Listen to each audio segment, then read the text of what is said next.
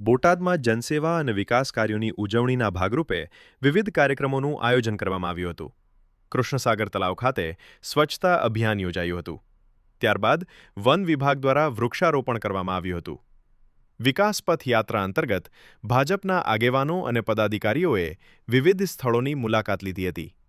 જનસંપર્ક કાર્યક્રમ હેઠળ સમાજના આગેવાનો અને પ્રતિષ્ઠિત નાગરિકો સાથે મુલાકાતો યોજાઈ હતી. મોડર્ન સ્કૂલ અને કસ્તુરબા સ્કૂલ ખાતે પણ વૃક્ષારોપણ કરવામાં આવ્યું હતું. કાર્યક્રમમાં સાંસદ નીમુબેન બાંભણિયા સહિત અનેક આગેવાનો ઉપસ્થિત રહ્યા હતા.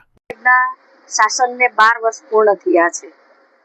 મોદી સાહેબના માર્ગદર્શન હેઠળ સેવા, સુશાસન અને જનકલ્યાણના કાર્યો છેવાડાના લોકો સુધી પહોંચ્યા છે.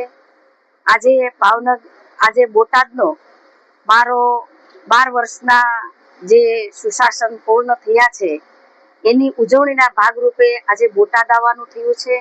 ભારતીય જનતા પાર્ટીના રાષ્ટ્રીય અધ્યક્ષ નીતિનજી અને અમારા ગુજરાત પ્રદેશના અધ્યક્ષ જગદીશભાઈ વિશ્વકર્માના નેતૃત્વમાં સમગ્ર દેશની અંદર મોદી સાહેબના શાસનના 12 વર્ષ પૂર્ણ થયાની ઉજવણી થઈ રહી છે. એના ભાગરૂપે બોટાદની અંદર સવારે કૃષ્ણસાગર તળાવમાં સ્વચ્છતા અભિયાન હતું. ત્યારબાદ કૃષ્ણ તળાવની પાસે વન વિભાગની અંદર વૃક્ષારોપણ કર્યું.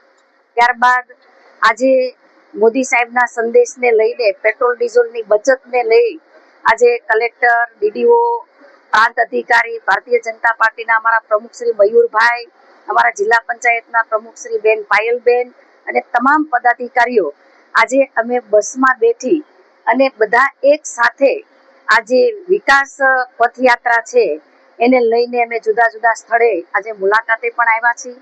જનસંપર્ક અંતર્ગત અમે અમારા આગેવાનો, જે સમાજના આગેવાનો છે, જે પ્રતિષ્ઠિત વ્યક્તિઓ છે એને મળવા જવાનો પણ કાર્યક્રમ છે. મોડર્ન સ્કૂલ અને કસ્તુરબા સ્કૂલની મુલાકાત કરી છે. અહીંયા પણ અમે વૃક્ષારોપણ કરવાના છે. આ વિવિધ કાર્યક્રમો દ્વારા 12 વર્ષની ઉજવણી અમે કરી રહ્યા છીએ. છેવાડાના લોકોના જીવનમાં બદલાવ આવ્યો છે. સૌનો સાથ, સૌનો વિકાસને મંત્રને લઈ મોદી સાહેબે યુવા હોય, કિસાન હોય, મહિલા હોય કે ખેડૂત હોય, સૌના જીવનમાં એક બદલાવ લાવ્યો છે અને સરકારી યોજના પહોંચી છે. ત્યારે આવનાર દિવસોમાં મોદી સાહેબના નેતૃત્વમાં વધારે વિકાસને વેગ મળશે અને વિકસિત ભારતની સંકલ્પના સાથે અમે સૌ આગળ વધીએ એવી શુભેચ્છાઓ પણ પાઠવું છું.